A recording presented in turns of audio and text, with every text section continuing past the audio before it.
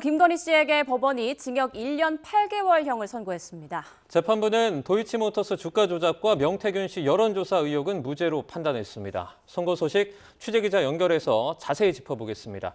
이준엽, 임예진 기자 나와주시죠. 네, 서울중앙지방법원입니다.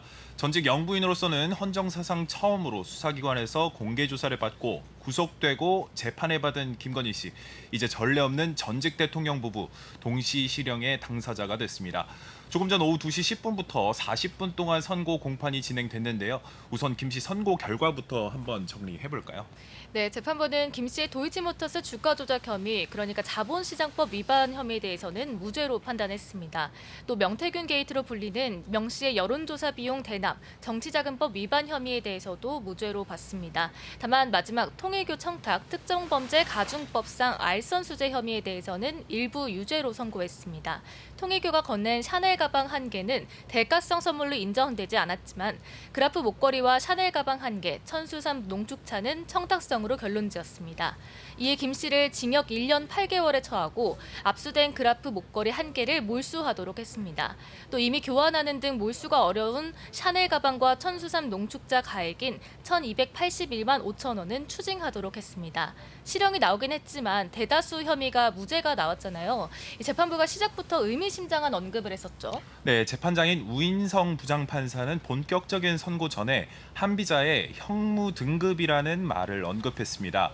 법의 적용을 받는 사람은 권력자이든 아니면 권력을 잃은 자이든 예외나 차별이 없어야 한다는 뜻인데 불분명할 때는 피고인의 이익으로 해야 한다는 무죄 추정의 원칙이 피고인이 권력자이건 권력을 잃은 자이건 다르게 적용될 수 없다고 콕 집어 언급했습니다. 뒤이은 무죄 선고와 연결지어 보면 선고에 고심이 많았다는 점을 내비친 것으로 풀이됩니다. 다만 이후에 각 공소 사실에 대한 판단을 설명한 뒤에는 양형을 설명하는 부분에서 단호한 어조로 지적을 이어갔는데요. 영부인에게 대통령과 같은 권한이 부여돼 있지만 나라를 대표하는 상징적인 존재로 걸맞은 처신이 필요하다면서 높은 청렴성이 요구된다고 꼬집었습니다. 이어 지위가 높을수록 금권의 이익을 의식적으로 경계해야 하는데도 자신의 지위를 영리 추구 수단으로 오용했다고 말했습니다. 결국 김 씨는 청탁과 결부대에 주어진 고가의 사치품을 뿌리치지 못하고 수수한 다음에 자신을 치장하는 데 급급했다고 비판했습니다. 또 피고인 금품 수수와 관련해서 주변인의 허위 진술을 강요하기도 한 점은 불리한 양형 사유로 고려했다고 설명했습니다. 다만 이런 금품 수수를 먼저 요구한 바는 없고 자신의 사려 깊지 못한 행동을 뒤늦게나마 일부 자책하고 반성하고 있는 점, 별다른 범죄 전력이 없는 점은 유리한 양형 사유라고 밝혔습니다. 네, 간략하게 무죄가 나온 사유들도 살펴보겠습니다. 재판부는 도이치모터스 주가 조작의 경우 김 씨가 미필적으로나마 자신의 자금이나 주식이 시세 조종에 동원될 수 있음을 인식하면서 용인했을 여지가 없지 않다고 봤습니다. 다만 시세 조종 세력 누구도 직접 시세 조종과 관련해 알려줬다고 말하는 사람이 없는 등 일당이 김 씨를 공동정범으로 여겼다고 보이지는 않는다고 판단했습니다. 지목된 주가 조작 가담 혐의 가운데 일부 시기는 공소시효도 이미 지났다고 결론지었습니다. 명태균 씨 정치자금법 관련해서도 재판부는 윤 전 대통령 부부와 여론조사 관련한 계약서를 쓴 바 없는 등 결과를 배포받는 상대방에 불과했다고 봤습니다. 여론조사 비용도 명 씨가 자체적으로 충당했고 대가로 지목된 김영선 전 의원의 공천도 국민의힘 공천관리위원회에서 투표로 결정된 거라고 말했습니다. 네, 통일교 청탁 부분도 한번 살펴보면요. 재판부는 처음으로 샤넬 가방을 건네기 전까지는 청탁으로 볼만한 내용이 없었다고 판단했습니다. 다만 나머지 부분은 청탁과 알선의 대가임이 인정되고 전달 사실도 모두 인정한다는 취지로 판단했습니다. 일부 청탁 내용, 통일교의 현안 청탁 내용들이 실제로 있었다고 본 건데요. 선고 동안 법정 안팎 분위기도 한번 설명해 주시겠습니까? 네, 오늘 선고 전부터 법원 밖에는 윤 전 대통령 부부 지지자가 일부 모여 집회를 했습니다. 재판에는 김건희 특검에서는 김형근, 박노수 특검부를 포함한 11명이 참석했고요. 김 씨 측에서는 유정화, 최명성, 최지우 변호사 3명이 모두 자리했습니다. 시작 전 박 특검보는 다소 초조한 모습을 보였는데 반대로 변호인들은 웃으며 대화를 나누는 등 상대적으로 여유를 드러내기도 했습니다. 교도관 2명의 부축을 받아 등장한 김 씨는 평소 재판 참석 때처럼 검은 정장에 마스크와 안경을 쓴 차림이었습니다.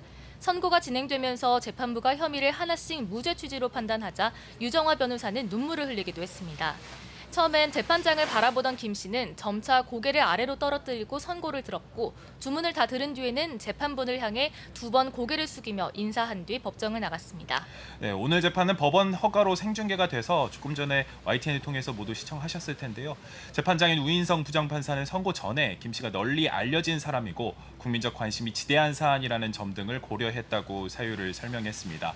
내란 사건들과 달리 김 씨 재판이 본격적으로 중계된 건 사실상 처음이었습니다.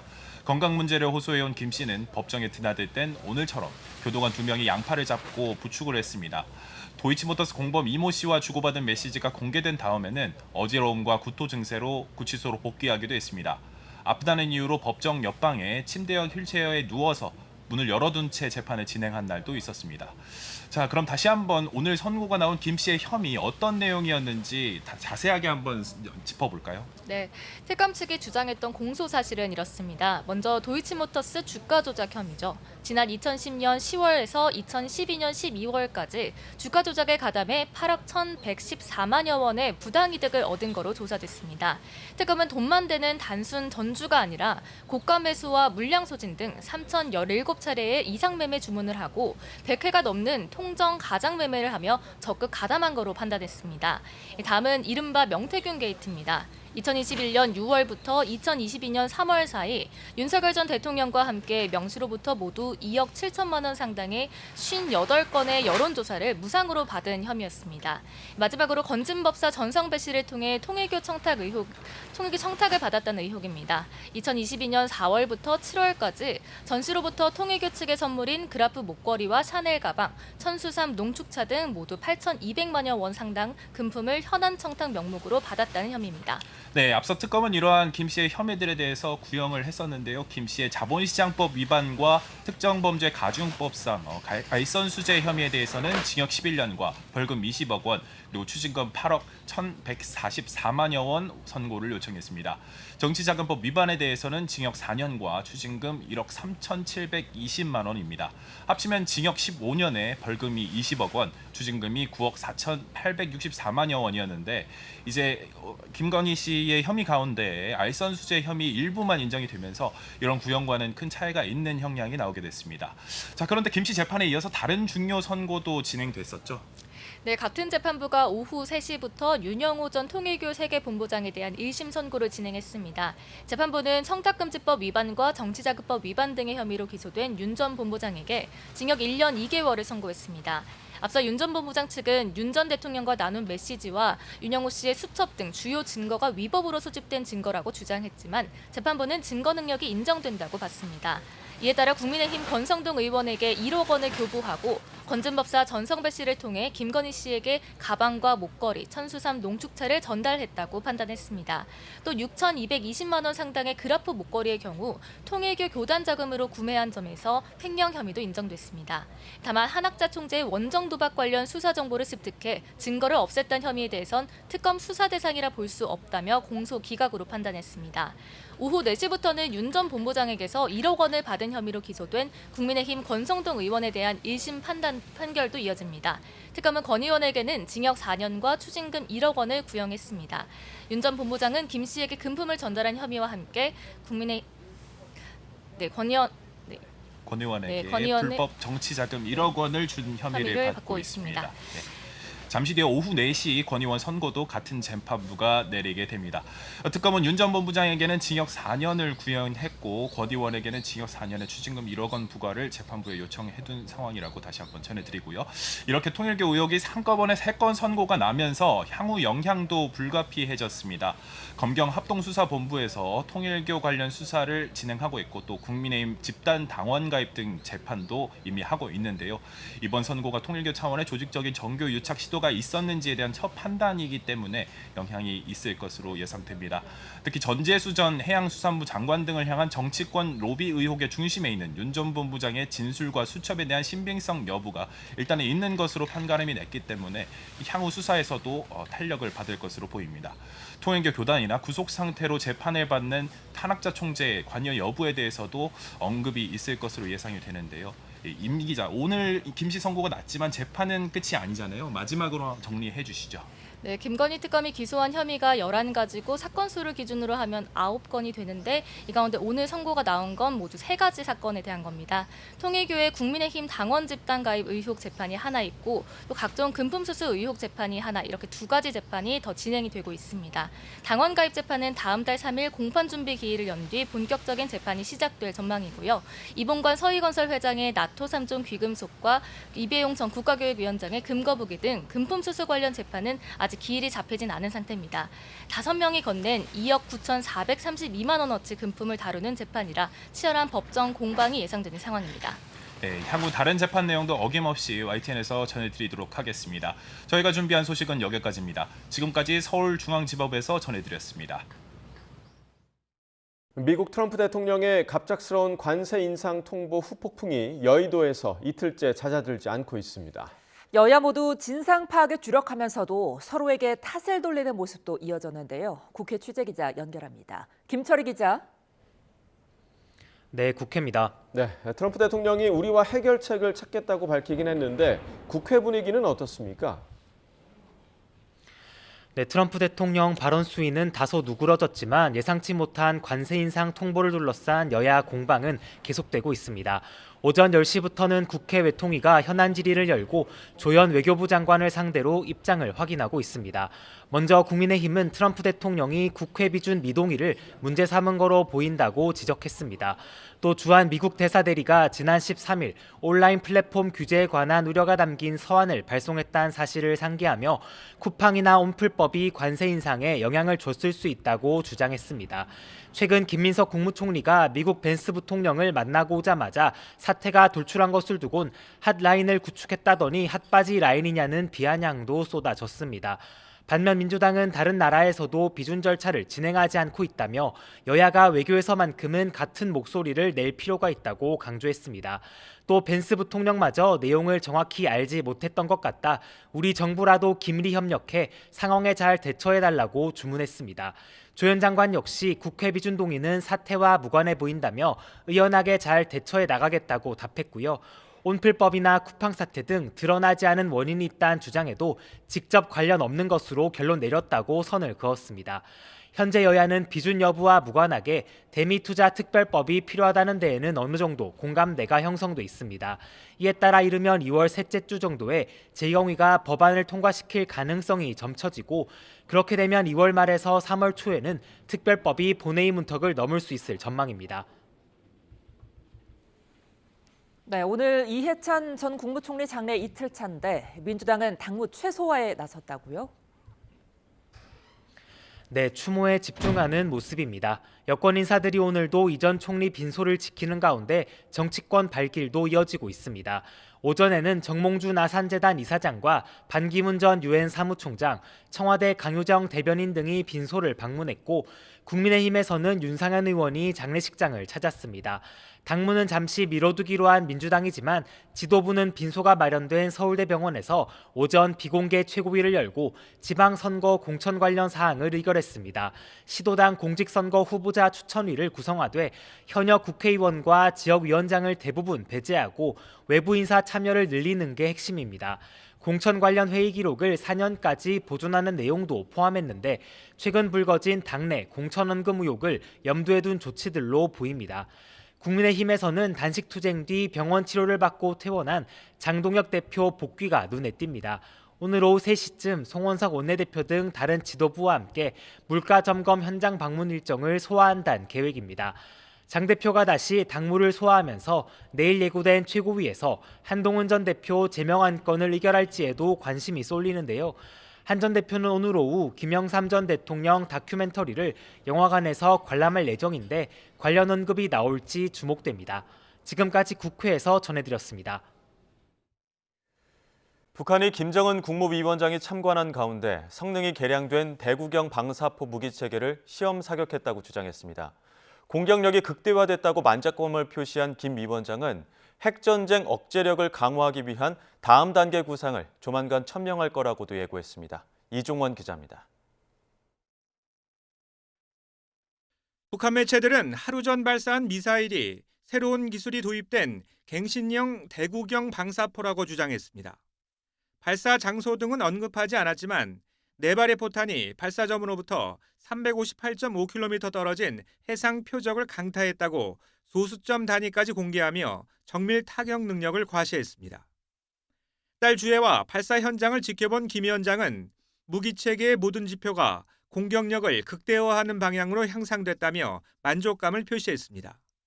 또 그 어떤 외부 간섭도 무시할 수 있는 정밀 유도 비행 체계를 갖췄다며 이렇게 자평했습니다. 우리 보병은 가장 집초적이고 파괴적이며 대량적인 공격력을 갖추고 전쟁 억제의 책임적인 사명을 수행하게 된다. 일단 발사 차량 형태가 지난해 말 군수공장 현지 지도에서 공개했던 기존 초대형 방사포와 동일한 것으로 보이는데 다연장 능력이나 전파 교란 대응 능력 등이 향상된 것으로 보입니다. 특히 지능성과 기동성이 갱신됐다고 주장한 만큼 GPS 교란 등 전자전 공격을 피해 목표물을 타격할 수 있는 독립 항법 체계를 갖췄다는 주장으로 해석됩니다. 김 위원장은 다음 달로 예상되는 노동당 9차 대회에서 핵전쟁 억제력을 강화하기 위한 다음 단계의 구상을 천명하겠다고도 예고했습니다. 전략, 전술, 핵무기 체계들을 전반적으로 고도화시킨다는 맥락이 있는 것 같고 재래식 전략과 핵 전략을 결합해서 기존의 핵무력을 더 한층 업그레이드 시킨다는. 북한의 탄도미사일 도발은 지난 4일 이후 23일 만이며 올해 들어 두 번째로 당대회를 앞두고 내부 결속을 다지고 대외적으로 존재감을 과시하려는 의도로 보입니다. 이번 미사일 도발은 트럼프 미국 대통령의 안보 브레인으로 꼽히는 콜비 차관의 방한 시점에 맞춰 감행됐습니다. YTN 이종원입니다. 가수 겸 배우 차은우가 국내 연예계에서 지닌 위상은 독보적입니다. 노래와 연기력 면에서는 객관적인 평가가 엇갈리기도 하지만 압도적인 비주얼로 다른 단점들을 상쇄하며 무결점 남신 이미지를 공고히 이었습니다. 그 결과 차은우는 걸어다니는 중소기업이자 그 자체로 강력한 브랜드 파워를 증명해왔습니다. 하지만 차은우가 지난해 상반기 서울지방국세청으로부터 고강도 세무조사를 받았으며 모친이 설립한 1인 기획사 형태의 법인을 통해 소득세를 탈세한 혐의로 200억 원 이상의 세금 추징을 통보받았다는 사실이 알려졌습니다. 얼굴 천재가 쌓아올린 견고한 성체가 한순간에 무너질 위기에 처한 것입니다. 이러한 상황에서 광고계는 사법적 판단보다 훨씬 빠르고 냉정하게 움직이고 있습니다. 대응이 늦어질 경우 자칫 소비자들의 거센 비난을 받을 수 있기 때문입니다. 실제로 신한은행은 관련 의혹이 보도된 직후 공식 홈페이지와 SNS, 유튜브 채널에 게시된 차은우 관련 모든 광고 영상과 이미지를 비공개 처리했습니다. 인공지능 서비스 익시오의 모델로 차은우를 내세웠던 LG U+, 역시 상황을 예의주시하며 대책 마련에 분주한 모습입니다. 패션과 뷰티 업계의 대응도 가파릅니다. 스킨케어 브랜드 아비브는 홍보 콘텐츠를 즉각 내렸으며 마리떼 프랑스와 저번은 당초 조심스러운 입장을 보이다가 비판 여론이 거세지자 관련 게시물을 모두 삭제하며 거리두기에 나섰습니다. 이 밖에도 그가 앰버서더로 활동 중인 여러 글로벌 패션 브랜드들 역시 리스크 검토에 착수한 상태입니다. 연예인을 모델로 기용할 때 계약서에서 가장 중요한 대목은 이른바 품위 유지 의무 조항입니다. 모델이 사회적 무리를 일으켜 브랜드 이미지에 타격을 줄 경우 광고주는 이를 근거로 계약 해지 및 손해배상을 청구할 수 있습니다. 이번 사안은 국민의 4대 의무 중 하나인 납세 의무와 직결되는 만큼 이미지 실추의 폭이 매우 클 것이라는 우려가 나옵니다. 그렇다면 이번 사태로 차은우가 겪게 될 잠재적 경제 손실액은 어느 정도일까? 업계 전문가들 사이에서는 시나리오에 따라 최대 1,000억 원을 상회할 수도 있다는 파격적인 전망도 제기됩니다. 우선 의혹이 단순 과실로 판명될 경우에도 일부 보수적인 브랜드의 계약 해지 및 재계약 불발로 인한 손실이 약 50억 원에서 100억 원에 이를 것으로 예상됩니다. 하지만 만약 소비자들 사이에서 불매운동이 일어나고 다수의 브랜드가 등을 돌린다면 손실액은 200억 원에서 400억 원대로 치솟을 수 있습니다. 이는 이미 국세청이 통보한 것으로 알려진 세금 추징액을 상회하는 규모입니다. 최악의 상황은 법적 판단을 통해 고의적 탈세가 확정되는 경우입니다. 이에 대해 한 광고계 관계자는 모델 요전의 반환은 물론 두세 배 달하는 위약벌, 글로벌 매체 집행비용, 제작비 배상까지 모두 합산할 경우 산술적으로는 최대 1,000억 원대의 천문학적인 배상 책임이 발생할 가능성도 배제할 수 없다고 경고했습니다. 이러한 책임은 단순히 받은 돈을 돌려주는 것에 그치지 않습니다. 만약 차은우의 단일 CF 모델료가 10억 원, 글로벌 앰버서더 개런티가 20억 원에 달한다고 가정하면 위약금이 모델료의 2배로만 책정돼도 브랜드당 수십억 원을 배상해야 합니다. 여기에 편당 5억 10억 원에 달하는 CF 제작비, 지상파 및 5구의 광고 취소 수수료, 대형 마트와 백화점 등에 설치된 패널과 등신대 철거 비용까지 배상 범위에 포함된다면 차은우가 짊어질 법적 분쟁의 규모는 상상을 초월하게 됩니다.